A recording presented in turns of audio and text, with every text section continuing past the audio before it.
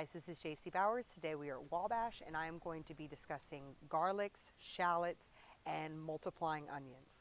So first off, multiplying onions, they are awesome. We'll show you all of this up close. But multiplying onions are awesome because you can have chives all year round. When they bloom, it gets this really pretty pink bloom that's so lovely. So it can kind of work as both a herb and a vegetable and a flower, which is wonderful.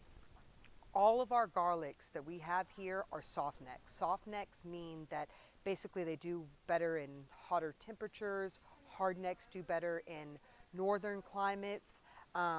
Typically garlic, shallots, which I'm going to talk about in a minute. It's a very underrated product, shallots. It typically takes 120 days. It needs well-drained soil. I think that's the mistake that I made last year. But anyway, so going on, shallots, we have some really, really beautiful shallots that came in. When I go to really nice restaurants, I find that they use shallots a lot more often than other places do.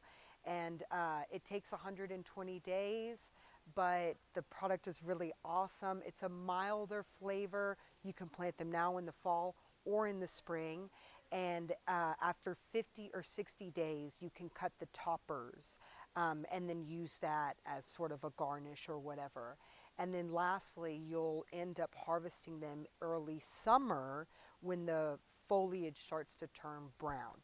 Now, there's a few different varieties of garlic that we like to grow here at Wabash. One of them is the early Italian purple, then Nootka, and then the silver rose. They all, like I said, are soft necks. And I always want to plant with the pointy side up. I want to go 6 inches deep. I can plant them about 6 inches apart, maybe a little bit more. You'll break up this whole clove, right? And then you'll plant each one like this. Doot, doot, doot, doot, doot, doot. And then within about a week or 2 weeks, you'll start seeing green growth on top coming out of the ground. And that's really what we want to see.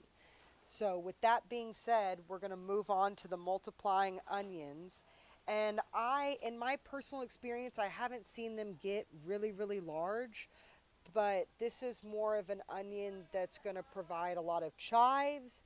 And like I said, when it blooms in the garden, it's really just lovely.